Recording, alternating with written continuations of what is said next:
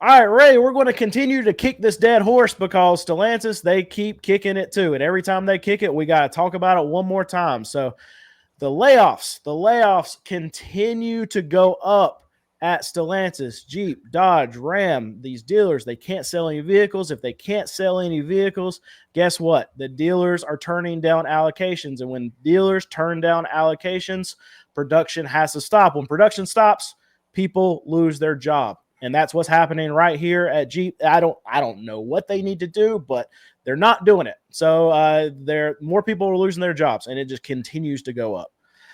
It does. We've seen just recently where they announced the Jeep Gladiator. They're cutting one shift off, so they'll be down to just one shift to build the Gladiator, which prompts them laying off 1,100 workers. The Gladiator, which seemed like a good idea at the time to somebody, and the buying public agreed initially. They had sales of almost 100,000 units at one point in time on an annualized basis, and it's dropped down to next to nothing because, well, the prices are too damn high. I remember summer and 18 months ago, Zach and I were traveling South Jersey, going to CDJR dealerships, and every one we went to where they had these Gladiators that were overpriced to begin with, based on MSRP. Every one of them had a $5,000 dealer market adjustment on top of it, and yet you could just see rows and rows and rows of Gladiators. If I hope for Hollywood's sake, what Stellantis has done with the Gladiator is not the same as what Hollywood is doing with the Gladiator 2 movie. But my guess is the movie's going to do a lot better than the vehicle. Just a guess. Yeah, so let's pull this up. So to boost sales of the 2025 Gladiator, Jeep is cutting up to $8,300 off of them, and it says that the sport model is now going to start at right at $40,000. That's too much. But here's my question for you. I was at a Jeep Dodge Ram dealership yesterday. We're shooting a video, and it was surrounding these Gladiators. And all the Gladiators that they had out there were 2024s. Okay. So my thing is, okay, you've got these 2024s, and they have very similar MSRPs of what the 2025s are coming out, but the 2025s are launching already with these incentives baked into them. So now what does this dealership have to do? This dealership had 20 of them. 20 of these 2024s sitting out there. So now as the 2025s are coming in there, the 2025s are going to come in there with a sticker price and a incentive package that makes them cheaper than the 2024s.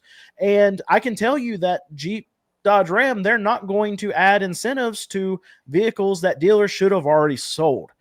So now what is in store for these dealerships that have all these 2024s sitting around? Like, they got to get rid of these things yesterday. Well, they should have.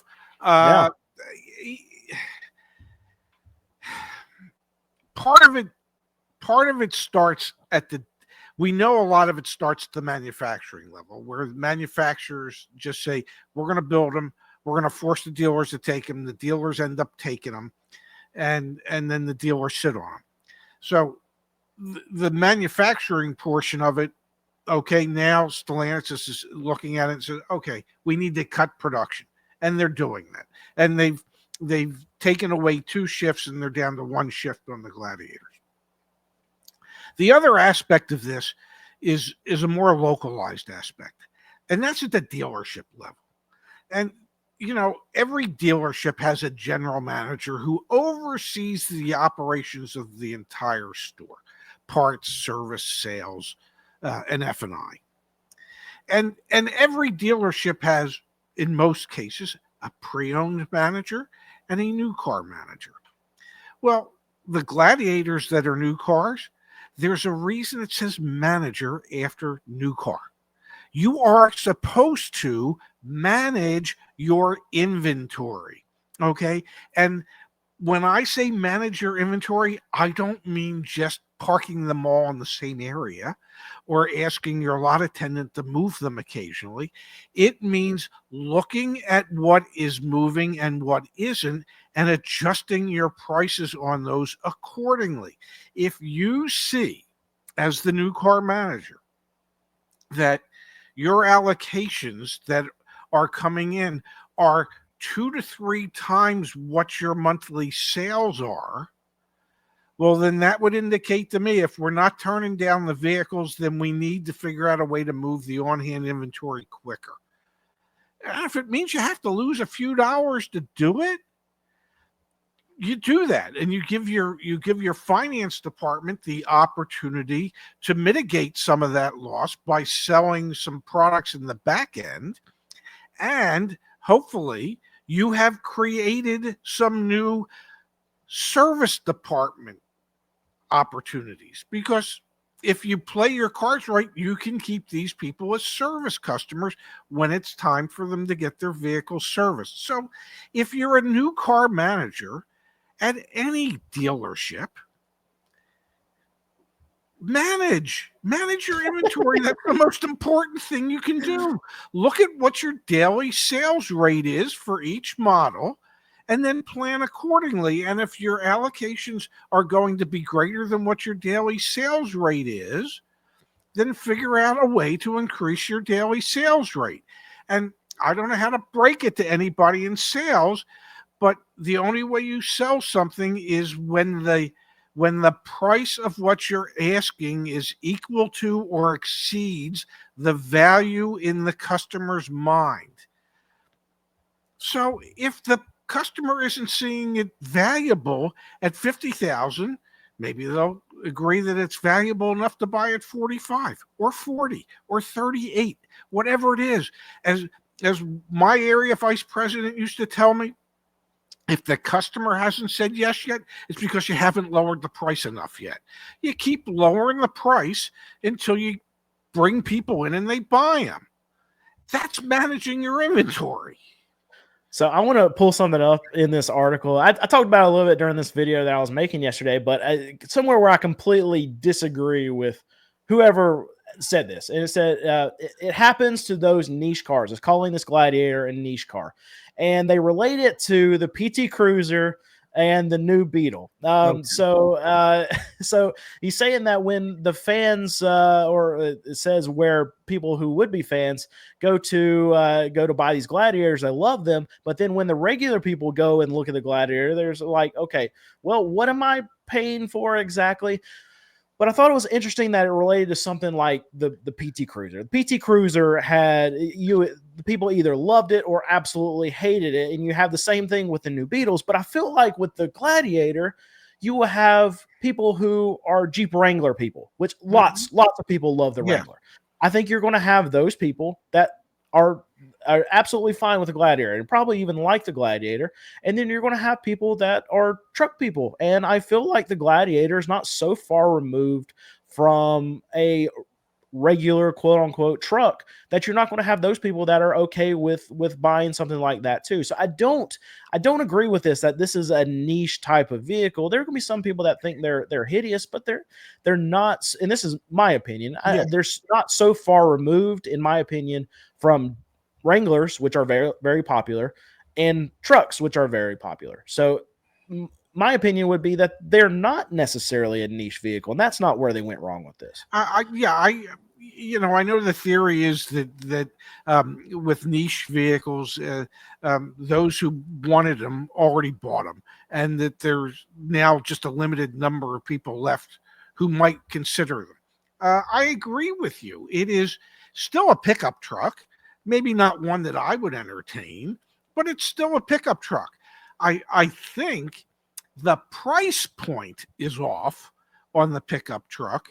And if you're not a real, I want to say, off-roader, then I don't know what the appeal is to have an open type vehicle that the Gladiator can become, much like the Wrangler, where the doors can come off, and you just feel like you're communing with nature when you're out in the middle of nowhere driving around and all the dust is coming in and you're choking on it. But there is only, I guess, a percentage of people that would use it that way. But it's still, I mean, I don't know. I remember Zach saying to me, well, the Gladiator's popular. Jeep makes a pickup truck. I said, what? He said, the Gladiator. I said, that's not a pickup truck. It's still just a Jeep. Okay. Yeah. It's a Jeep with this faux bed on the back. It's so I don't know. I just think, like most things Jeep, in the last 5 years, through studies done at our company, CarEdge, we have seen the MSRP of Jeep products go up 61% in the last 5 years. Inflation was 23%. Okay, so almost 3 times inflation is what MSRPs went up in Jeeps. So to me, it's a price issue. That's all it is. It's a price issue. The manufacturers got greedy. When there was a shortage, the dealers got greedy. And now that there's no shortage, the people are going, I don't need one at that price. And that's what it is. You can't have inflation go up 23% and yet the prices of your vehicles went up 61%. And think that the customers are just going to continue to come along for the ride. They went elsewhere, and they're continuing to go elsewhere. All right, you might not know this, but this is a brand new channel, and you know what we need for you to do? We need you to subscribe, because if you're watching this, I can see the numbers. You're not subscribed, so just hit that button for us. It doesn't cost you a thing, and it really helps us out. So I am curious about some of these. I just now kind of put this together. There's been people that have been really screaming for like a $35,000 truck. Yeah. So if you think about these Gladiator, now if you need a truck that I wouldn't have it to tow a lot of stuff, because it's going to have a smaller motor than a lot of your F-150s and a lot of your your Chevy 1500s, things like that. Yeah. But if you're just wanting to, like, someone, think about it like a Maverick buyer. Somebody like that. And people have been screaming for these $35,000 trucks. Don't you think that $40,000 Gladiator, just the sport model, don't you think you could get that somewhere around $35,000 from a dealership? Is that the answer to someone wanting just a basic truck with?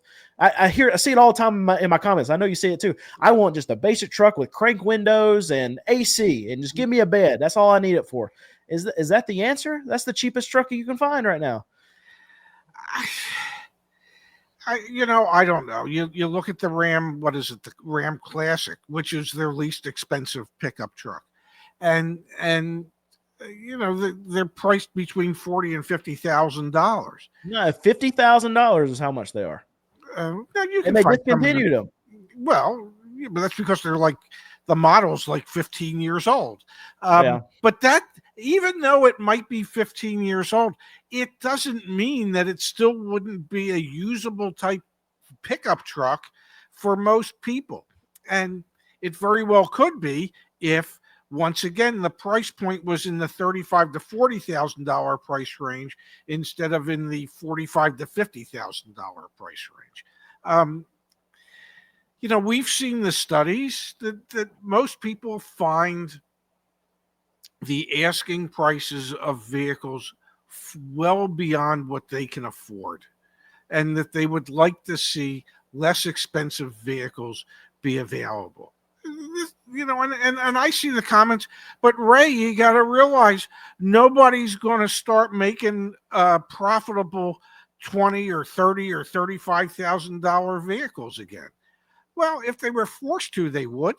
They did and could in 2019 and early 2020. They chose not to when there was a chip shortage. So they can choose to do it again now that there is no chip shortage. It's a choice. They just have to make the choice. And and you've heard me say it, and people, you you in my simple mind, and I have a very, very simple mind, but if you want to sell more of something, what you need to do is make it available to more and more people. Well, what these manufacturers have done is they said, well, we want to sell stuff, but we don't want to increase the number of people that we can possibly sell it to. Well, it's harder to sell more stuff to fewer people. So you need to figure out a way to increase the number of people who could actually afford to participate. And if that means you have to figure out how to make a $35,000 pickup truck that allows you as the manufacturer to still make a profit, and maybe you need to sell 3 of those for every one of your 85 or $90,000 pickup trucks, but you can sell those 3 quicker to retail customers. And let's face it, all these manufacturers are really wholesalers. They're not interested in the retail customer. Their customer's the dealership.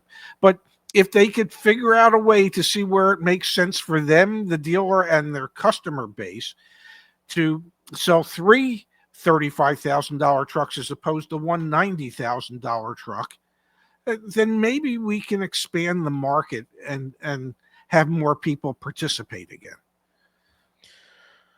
All right. I think it all boils down to price point always being the problem here whenever we're talking. But let's go back. Let's go back. I just want to show you, just give you all a list of what we've seen in the last. I mean, this has probably been the last 2 to 3 months. Yes. So we have Jeep Gladiator. They're losing 1,100 employees, and they're going down to 1 shift. We have 400 job cuts in Detroit parts facility. We have the end of the Ram 1500 Classic. We talked about that a little bit earlier. That's another 1,100 because they cut some shifts for there. We have layoffs before the Ram EVs debut, and then we've had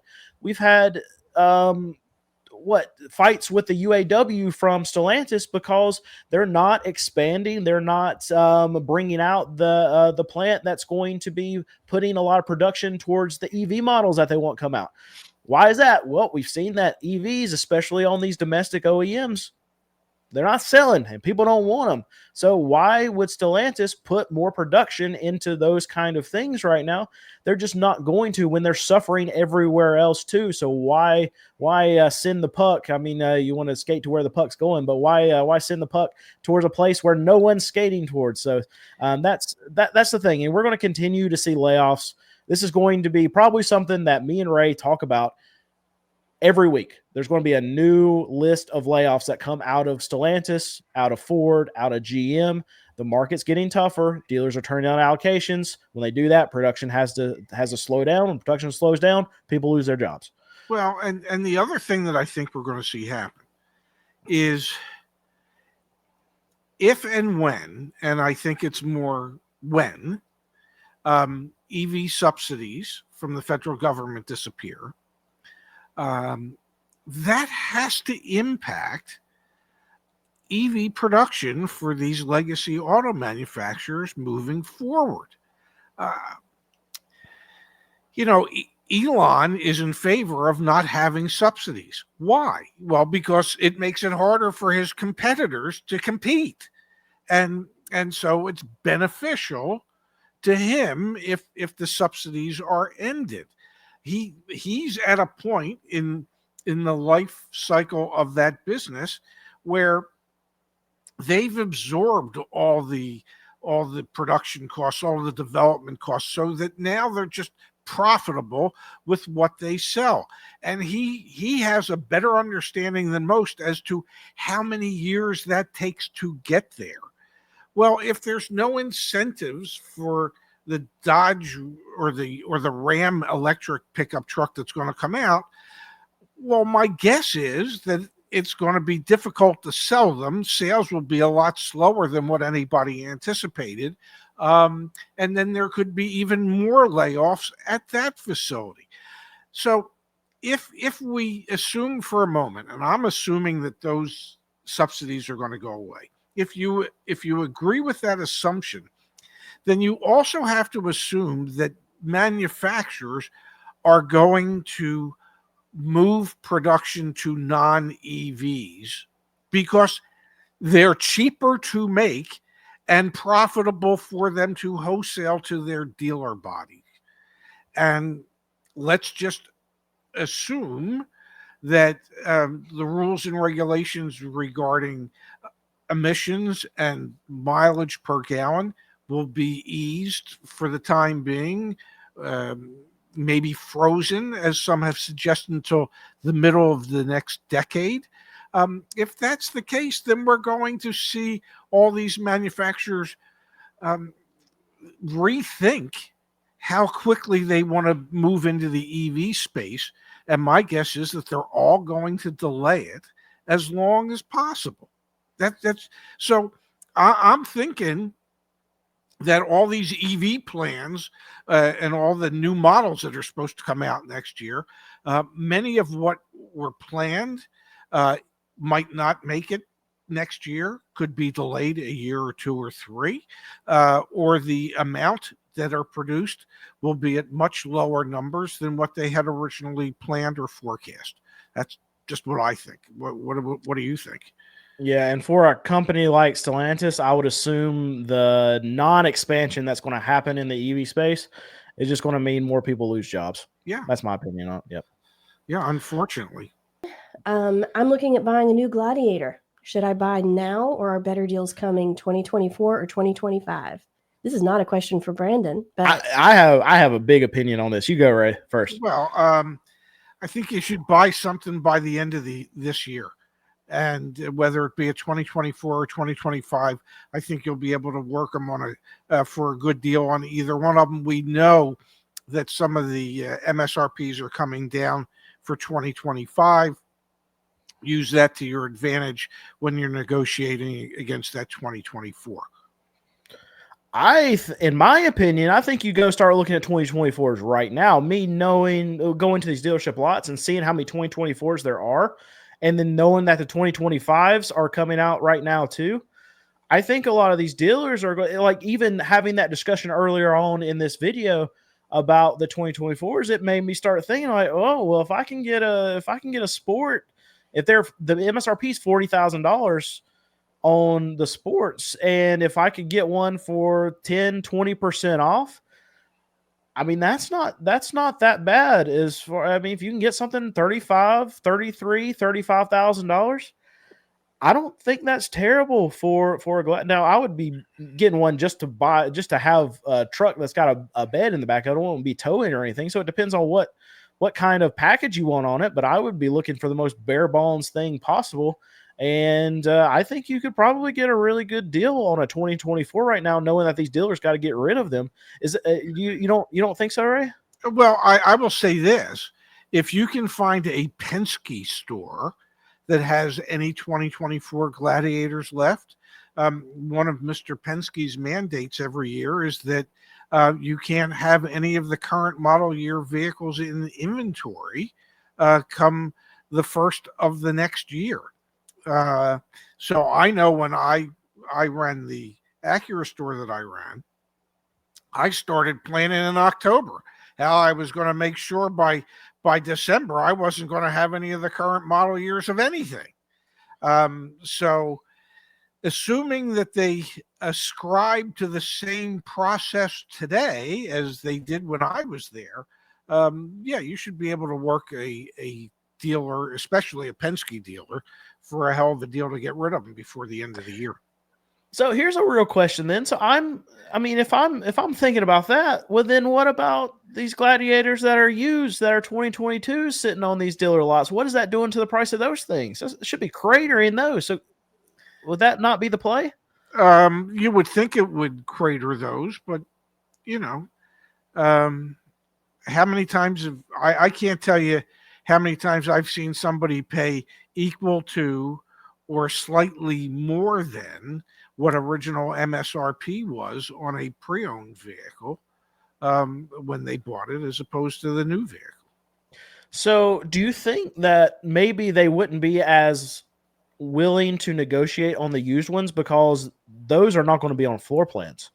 So, but the 2024 some dealerships they will, but they would be. Okay. Yeah, some dealers floor both their new and used inventory. Okay. Not well capitalized dealership.